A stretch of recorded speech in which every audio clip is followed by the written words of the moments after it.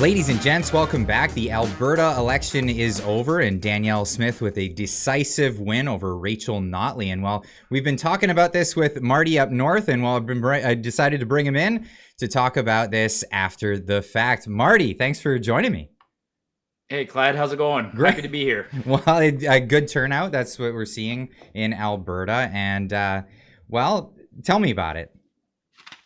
Well, let me just put some context for your fans. I actually slept like a baby 2 nights in a row now. So, I was nervous going into this election. Monday night, I was on site at UCP headquarters. We were there until 1 in the morning, and I finally left near 1 o'clock because I didn't want to miss the last train. And then I only had like 5 hours of sleep on Monday night, but I slept like a baby, and I slept like a baby last night. I am relieved. I'm so happy. From what I had a bit of time understand, to from what I understand now, Rachel Notley actually thought she was gonna make a decisive victory on this one. I truly think so. I mean, I've had time to digest this, see the comments online. I really think that Albertans dodged the bullet. The election proves that we are fundamentally a conservative province. There was people upset with the Conservatives and how they handled COVID, but at the end of the day, they weren't upset enough to go and vote NDP. And my sentiment is that we dodged a bullet. That Rachel was counting on a big win. And she was really upset on the election night when she lost. In her speech, she sounded angry. And I think she was counting on a big win. And we always knew that she likely had a hidden agenda. And I think if she had had her big win, she would have brought out that hidden agenda. God knows what it would have been. And I think we dodged a bullet. Wow. Well, yeah. I know what some of her hidden agenda items would have been, but and we dodged a bullet. I'm very relieved. Well, I've been saying that's a sentiment. Yeah. I've been saying that this is a big win for Canada, because this was a decisive thing, and it's going to really change the way Canadian politics work in general. In Canada right now, we seem to have this big divide as well, and this goes across the country, between rural areas and urban areas, and it doesn't seem to be any different in Alberta. Can you tell me a bit about what happened there? Why have the cities gone so NDP this go around? Right. So our pre-election predictions kind of came on as we expected, Clyde. So the rural vote in Alberta is blue, went fully UCP, and then the cities. Calgary was the battleground, and Danielle squeaked by with a victory in Calgary, which gave her. I mean, the majority is it's not a huge majority, right? It's right now the official count won't be until June 8th. But it was 49-38, and it could have easily been, a 50-50, like they said, because there was, I think there were 7 ridings in Calgary where the difference was a grand total of 6,000 votes. So, and if you think of 6,000 votes, half of that could make it go one way or another. To your question, I think it's just a trend in Canada in general. You're right that cities are becoming more progressive, more. It's back to what I think is people in rural in the countryside like myself. Our preoccupation are pretty basic. It's still, we've accustomed ourselves to being independent. I don't need the government in my face. I don't need the hospital nearby. I don't need everything. I drive a truck. I don't need the best roads and so forth. And that's my mindset. And I think people in the city are so spoiled that they're constantly looking for new stuff. I don't know. It's a phenomenon we're going to have to explore. But yes, the cities are going liberal. They're going progressive. They're going left, including here in Calgary and Edmonton. And it's fascinating that Calgary went that way. It totally is. We saw some of the ridings go really, really close. Like even Tyler Shandro, I believe he lost.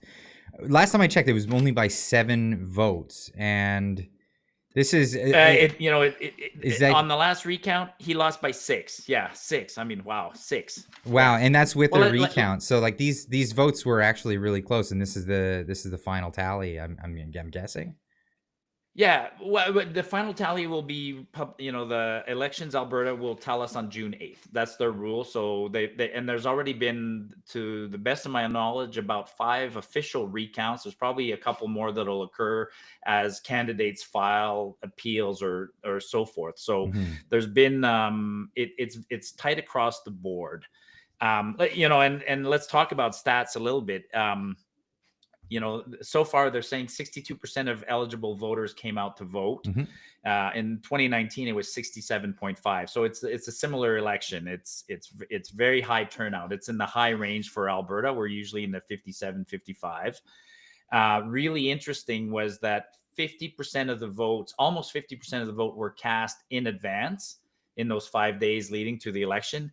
And that trend, I've gone through a report. So every year it's getting higher and higher. So I suspect in 4 years from now, people love the early voting, Hmm. and so they got out 50%. Now on election night, it was a bit of a fiasco because with 50% of the votes having been cast in advance, and about which is about a 500,000 votes or 600,000 votes, you'd think they'd be able to announce those on election night quickly. We didn't start getting any kind of significant results until about an hour into the election. Mm. Now, while I was on site, I had a weird theory or a weird feeling. Like, it was obvious, if you watched it on the news, even when I was at UCP headquarters, there were all the different news outlets were there. It says it really was biased. I mean, it really was like everybody wanted Rachel to win. And I know that the early results, showed an early victory for the UCP, but they didn't want to announce it. They dragged their feet forever and ever, kind of like hoping for a miracle. I'm convinced that if the similar results had been, with the exact same data, same stats, but you just changed UCP for NDP, they would have declared a winner like within 10 minutes. Right away, yeah. So Yeah, I've been yeah. hearing online that people are calling this a landslide, considering the fact that the media industrial complex was completely on the side of Rachel Notley for this, and pushing, essentially wanting, they were running ads essentially in every story. Was a If it was about Danielle Smith, it was a negative story, and if it was about Rachel Notley, it was a positive story. I mean, I was, you and I talked about the surveys and the polls and everything, and I was believing the polls. I was believing what I would what I thought of intuitively, like we said, where that the rural vote would go her way, and that there'd be a split in the cities. But yeah, I'm like you. The campaign was so overwhelmingly pro NDP across the board in the media's on the advertising that I started getting nervous. I mean, I didn't breathe a real sigh of relief until about an hour and a half into the election. Then when I started seeing the results, then I thought, I finally realized. So yes, I consider it a huge victory considering the amount of opposition to Danielle. So I think, um, had it been anybody, had it been, and I'm rambling a little bit, but I think COVID had an impact on that. I really do Hmm. think that Alberta is a fundamentally conservative province. COVID, we didn't like what happened during COVID. We punted Jason Kenney, and in hindsight, actually, I think we need to talk about that's a really interesting aspect of this election. Danielle lost five key people. She lost, let me see my list here. She lost Casey Madhu, who was the deputy premier out of Edmonton. So the only UCP seat that we had in Edmonton, she lost him. She lost Tyler Shandro, who was the former attorney general and health. Jason Luan, Jason Coping, and Jeremy Nixon all lost. Hmm. And prior to the election, I found it unusual that she let them run in the city. But now in hindsight, I'm thinking I see what she did now. I think rather than get her hands dirty by firing those old loyal Kenny ministers, she Hmm. let them run. They got defeated. They got punted by the public. It cost her 5 seats, but it's a clean separation now. And then on the other side, she did keep a couple of strong candidates. Brian Jean held his seat, Todd Lowen, Rebecca Schultz, and Rajan Schwani. Four names that might not be familiar to all your people, but what those four names are important is they all ran for the leadership race against Danielle, and all came in second, third, and fourth. And now they're part of the party, and it is a unified. So the people, so Mm. so I think she will have a truly unified party that's a little bit diminished. That's all. It's not the same majority, but I think she'll be able to navigate the next couple of years. I mean, I look forward to seeing who she assigns as key ministers because there's so many new faces. So Alberta is now for the next 4 years going to be in a majority conservative government. How's the outlook now? Well, I in terms of how we feel, I like her speech. Let's on victory night, she had a nice speech and she kept it short and simple, and she made a couple of statements. One thing is she reached out to everybody on the NDP. She realized that I got a small majority and I failed to convince the NDP voters. And I think she was addressing the people former UCP who voted NDP, holding their nose kind of thing. Mm-hmm. So she made an appeal to them. I'll bring you back. She repeated that her oath is to Alberta, not to the party. Mm-hmm. And I believe that. Actually, on the flip side of that, in her speech, in her defeat speech on Monday night, Rachel Notley used the word Albertans more often than I've ever heard her. And all I kept thinking is, perhaps, Rachel, if you had used the word Albertan during the campaign, maybe you'd have gotten elected, But anyway, so Danielle reached out to those people, reminded that her oath is to us. Then she made a big plea saying, hey, we're open for business. We want everybody to come to Alberta and enjoy the benefits of lower taxes. And so she repeated that. And then she had a very stern warning for Justin Trudeau. She literally brought up the fact that she had heard through the rumor mill that Justin is thinking of a couple of new bills that will have a really negative impact on Alberta. And she said, I will not stand for anything that hurts Albertans. And so she sent a clear message to Trudeau. Which, can I make a quick segue? Yeah. One of those bills is in Alberta, we have to burn natural gas to make electricity. We don't have the luxury that you have of hydro. Mm-hmm. And Trudeau wants to kind of even add an additional tax and almost try to ban us from making electricity using natural gas, which would be devastating for Alberta. And so I tweeted about that. And Jordan Peterson retweeted my tweet. So, hey, that's a first for me. I got retweeted by Jordan Peterson. Yeah, there it is right here. There it is. Yeah. And that's your bill, $49.49. Was this the $49 of gas? And then if you scroll down on the next little segment, just go down 49 and then $44 of carbon tax. Oh, so my carbon tax is not in Alberta is 90% of our is a 90% rate is the carbon tax, and Trudeau wants to take that higher, way higher, which is crippling. It is crippling. It is crippling. Yeah. And I mean, they're talking about putting this new second carbon tax as well. They want to put this through. They're not calling it a carbon tax, and they'll even put their GST on top of that. Yeah. So Danielle's message was positive. I was hoping to see a bit of a positive reaction in the markets. There wasn't. I think the oil and gas sector is still suffering a little bit from the low oil prices and stuff like that. Mm-hmm. But what was interesting is the whining and the crying that went on the NDP side. Holy smokes! Like, I'm sure I was upset when the NDP won, but I don't think I was threatening everybody else in the province. I don't think I was threatening them. I never threatened to move just because we got elected an NDP government. And the meltdown on the NDP side's been apparently that Rachel herself was in tears the other night, but. Well, just like the influx of Americans that moved here after Donald Trump, it seems to be all just, mouth noises. Yeah. That's about all you get.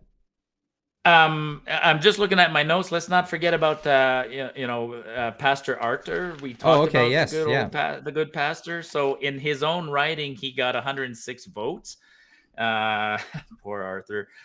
But overall he got 400 votes for his party. So Arthur made a big mess of things for himself. Mm-hmm. I hope he can recover from this, and I hope he can go back to put this behind him, settle his court issues, and go back to doing the good work that he did on the street, feeding the homeless and whatnot, and just move on past this.